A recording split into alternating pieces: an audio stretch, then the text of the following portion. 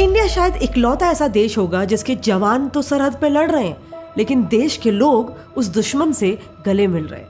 आप खुद ही कॉन्ट्रास्ट देखो ना, ये है पाकिस्तान के एक सीनियर जर्नलिस्ट की हमारे बारे में सोच। अच्छा सर, आपने बराह रास्त लड़ने का फैसला कर लिया, बंदूक उठाने का फैसला कर लिया, खुदा ना खास्ता जंग हो जाती है, तो ख्वाहिश क्या है आपकी? इंडियन एक्टर से हमारी लौंडियां बन के आती हैं तो हमें इजाजत है लौंडी बनाने की कि नहीं है इजाजत? अच्छा, उसमें भी कोई आपकी चॉइस है? वो काफी है, लेकिन आप उसको छोड़ दें। नहीं सर, मैंने घर भी तो जाना है अपने यार। कह रहा है कि अगर कल को पाकिस्तान इंडिया पर कब्जा कर लेता है तो मेरी तो एक ही ख्वाहिश है कि क्या हम बॉलीवुड एक्ट्रेसेस को हमारी सेक्स स्लेव्स बना सकते हैं। लेकिन उन्हीं बॉलीवुड एक्ट्रेसेस का पाकिस्तान के लिए सपोर्ट देखो। काफी जगह घूमी हूँ, लेकिन लंदन, न्यूयॉर्क, इस्तांबुल, पेरिस सब फेल है लाहौर के सामने। इंडिया के सबसे पॉपुलर सेलिब्रिटी उनके बारे में ये कह रहे थे, वो भी 26/11 के अटैक के बाद। Pakistani players are the best T20 players in the world. वो कलाकार ये दो अलग-अलग सब्जेक्ट्स हैं, वो टेररिस्ट थे, ये कलाकार है। पहलगाम अटैक के बाद इंडियन गवर्नमेंट ने सारे पाकिस्तानी एक्टर्स के सोशल मीडिया अकाउंट्स बैन कर दिए, पर हम इंडियंस इन एक्टर्स के पीछे इतने पागल हैं कि हानिया आमिर और मावरा हुसैन के बैंड अकाउंट्स को एक्सेस करने के लिए इंडियंस VPN का सब्सक्रिप्शन खरीद रहे हैं। इनफैक्ट जब इस अटैक के बाद हानिया आमिर को दिलजीत की मूवी से निकालने की बातें चल रही थी, उसके रिपोर्ट्स आ रहे थे, तब हानिया से ज्यादा तो कुछ इंडियंस ऑफेंड हो गए थे। आप सोचो हमारे देश में चल क्या रहा है। अभी पहलगाम अटैक से पहले फवाद खान की मूवी आबिर गुलाल इंडियन सिनेमा में अभी मई में ही रिलीज होने वाली थी। रिपोर्ट्स है कि पाकिस्तान के एक मिलिट्री ऑफिसर की बेटी ईमान इस्माइल को भी प्रभास की एक अपकमिंग मूवी के लिए साइन किया गया था, फौजी नाम की। हानिया आमिर को भी दिलजीत दोसांझ की मूवी सरदार जी 3 के लिए साइन करने की रिपोर्ट्स थी, और हनी सिंह और आतिफ असलाम की भी एक नए म्यूजिक एल्बम के लिए कोलैबोरेशन होने की भी रिपोर्ट्स थी। ये सब छोड़ दो, मौला जट नाम की एक पिक्चर रिलीज होने वाली थी जिसमें फवाद खान, माहिरा खान और हमजा अली एक्टर्स है। हमजा अली आप जानते हो ये कौन है? हाफिज सईद का फैन। इसने खुद ही कहा है कि भले ही इंडियन गवर्नमेंट बोले कि हाफिज एक टेररिस्ट है, मैं नहीं मानता। मेरे लिए तो हाफिज सईद एक राइटियस मैन है। पहलगाम अटैक और 26/11 के पीछे का मास्टरमाइंड, ऐसे आतंकवादी हमले जिसमें 175 इंडियंस की जान चली गई थी, वो हाफिज सईद इस बंदे के लिए एक राइटियस आदमी है, और इनकी पिक्चर को हम इंडिया में रिलीज होने देने वाले थे। यार हम और कुछ पाकिस्तान से सीखे ना सीखे, एक बात तो हमें जरूर सीखनी चाहिए, पेट्रियटिज्म, देश के प्रति प्यार। हानिया आमिर जिसको सरदार जी 3 मूवी मिलने वाली थी, और फवाद खान दोनों ऑपरेशन सिंदूर के लिए इंडियन आर्मी को कावर्ड और शेमफुल बोल रहे हैं। रईस मूवी की एक्ट्रेस माहिरा खान तो इंडिया के अटैक्स को कंडेम करते हुए इंडिया को ही झूठी कंट्री बता रही है। वो कह रही है कि हमारे देश को बिना कोई रीजन के इंडिया हमेशा ब्लेम कर देता है। रिसेंट की ही न्यूज है, पाकिस्तान में LET के जो टेररिस्ट मारे गए ऑपरेशन सिंदूर में, उनके लिए एक स्टेट फ्यूनरल रखा गया, और LET कमांडर अब्दुल रौफ जो कि एक UN डेजिग्नेटेड आतंकवादी है, वो इस फ्यूनरल को हेड कर रहा था, और पाकिस्तानी आर्मी उसमें पार्टिसिपेट कर रही थी। इसके बाद भी इनको प्रूफ चाहिए। मावरा हुसैन, फरहान सैयद, बिलाल अब्बास, हर पाकिस्तानी एक्टर आज इंडिया के खिलाफ है। उनकी एक टीवी एक्ट्रेस दुरेफ फिशान सलीम, जिसको भी इंडियन से काफी व्यूअरशिप मिलती है, उसका अभी एक पोस्ट वायरल हो रहा है जिसमें वो हिंदुत्व को एक सुप्रीमिस्ट आइडियोलॉजी बता रही है। लेकिन जब भी पाकिस्तान ने इंडिया पर अटैक्स किए, ये सारे एक्टर्स चुप हो जाते हैं या फिर इवन वर्स उसे सपोर्ट करते हैं। The Pakistani actor cum singer Ali Zafar came out in support of Pakistani Prime Minister Imran Khan and applauded his speech as he addressed India over the Pulwama terror attack. Pakistani cricketers तो इनसे भी एक कदम आगे हैं। कई बार ये anti India और Hindu phobic बातें कर चुके हैं। इनके एक्स कैप्टन शाहिद अफरीदी ने तो पहलगाम अटैक का पूरा ब्लेम इंडिया और इंडियन आर्मी पे डाल दिया। खुद ही ब्लंडर्स मारते रहते हैं, खुद ही लोगों को मरवा देते हैं, फिर उनकी वीडियोस दिखाते हैं कि नहीं वो तो जिंदा है। इसके पहले भी शाहिद एंटी हिंदू स्टेटमेंट्स बहुत बार दे चुके हैं। टीवी के सामने स्टार प्लस चल रहा था, और वो इंडियन ड्रामों में क्या होता है, थाली लेके यूं करके, क्या कहते हैं उसको, पता नहीं, आरती, पता नहीं क्या, वो यूं कर रही टीवी के सामने खड़े हो गए। तो मैंने यूं करके देखा, तो मैं पता नहीं क्या हुआ कि मैंने यूं करके दीवार के अंदर ही टीवी कर दिया। शोएब अख्तर ने तो ओपन मीडिया में गजवा हिंद की बात कही थी। ये भी लिखा गया है कि गजवा हिंद के बारे में लिखा गया, अटक का दरिया दो दफा रंगीन होगा खून से, जबान मशरिक फौजी निकलेंगे, तब आप वो कश्मीर फतह करेंगे, उसके बाद इंशाल्लाह आगे चलेंगे। हमें एक बात समझनी है कि हम चाहे जितनी भी कोशिश कर ले पाकिस्तान से सुलह करने की, उनके तरफ दोस्ती का हाथ बढ़ाने की, पाकिस्तान की जनता उसे कभी भी रेसिप्रोकेट नहीं करेगी, और इसके पीछे एक बड़ा रीजन है, आप पाकिस्तान का हर एक सिस्टम ले लो, मीडिया, उनकी फिल्म इंडस्ट्री, एजुकेशन सिस्टम और इवन उनका पॉलिटिकल सिस्टम, सब कुछ कंप्लीटली हेट फॉर इंडिया पे ही बेस्ड है। ये United states commission on international religious freedom की ऑफिशियल रिपोर्ट है जिसका टाइटल है teaching intolerance in Pakistan.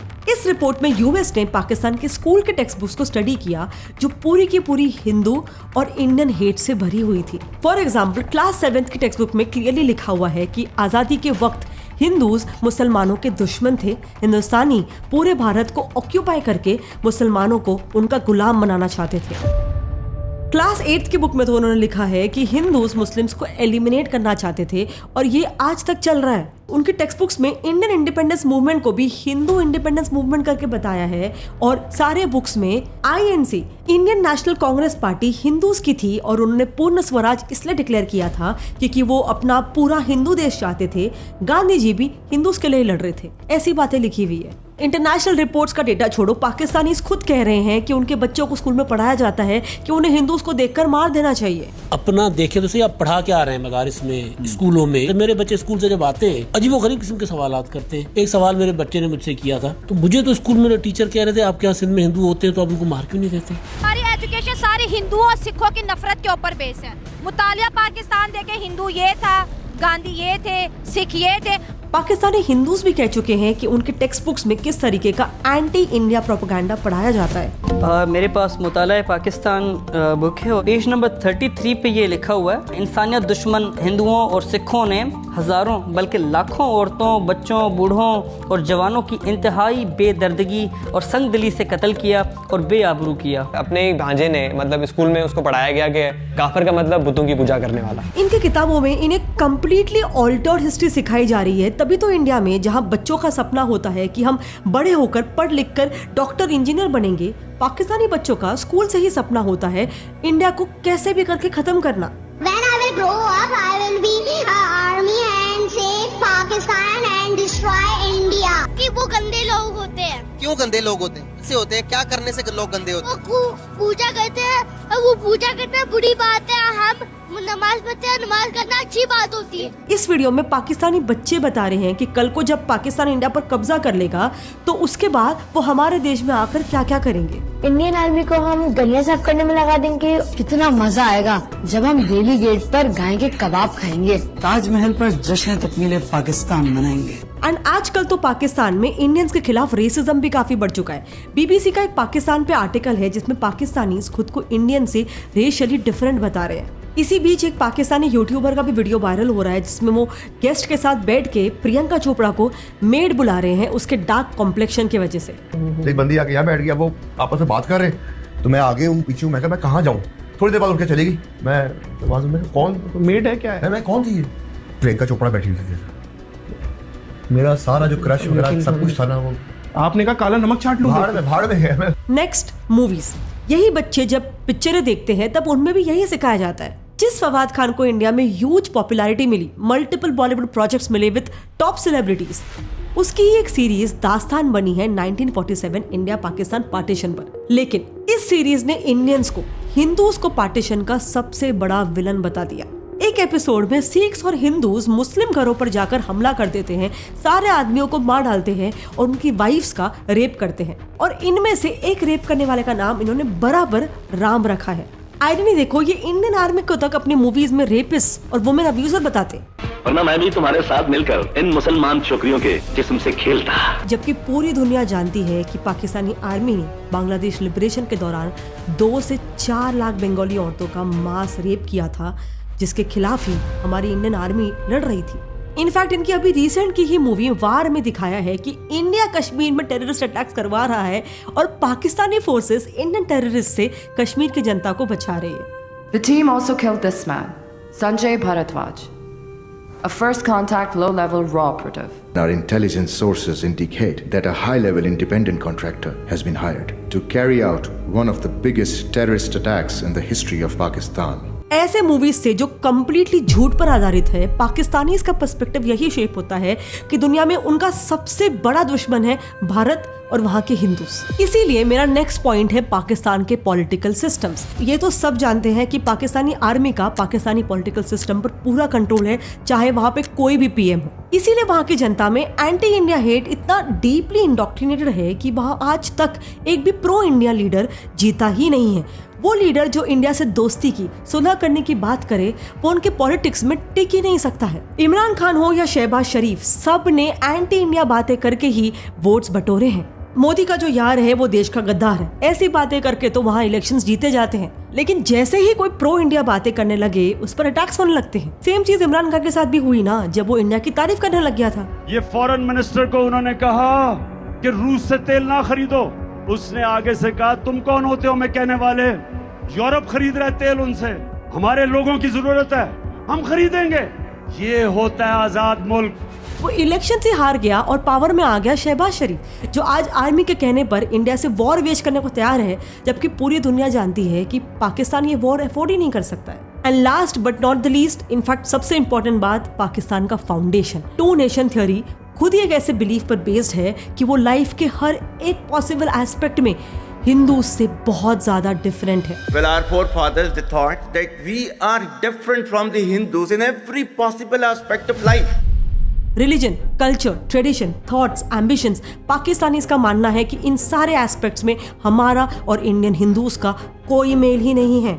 Our religion is different, our customs are different, our traditions are different, our thoughts are different, our ambitions are different. That was the foundation of the two nation theory that was laid there. That we are two nations, we are not one nation. अब इसके विपरीत अगर हम हमारे देश की foundation की बात करें, वैल्यूज की बात करें, तो हमें तो बचपन से ही सिखाया गया है कि धर्म एक विश्वास हो सकता है, लेकिन इंसानियत हमारी पहचान है। हमारे स्कूल्स के प्रेयर्स में भी हमें सर्वधर्म संभव की सीख दी गई है। हमें बताया गया है कि हर एक धर्म एक समान है और हमें सबकी इज्जत करनी है। हिंदू, मुस्लिम, सिख, ईसाई, इंडिया में हम सबको मिलकर रहना है। हमारी डाइवर्सिटी हमारी कमजोरी नहीं, हमारी ताकत है।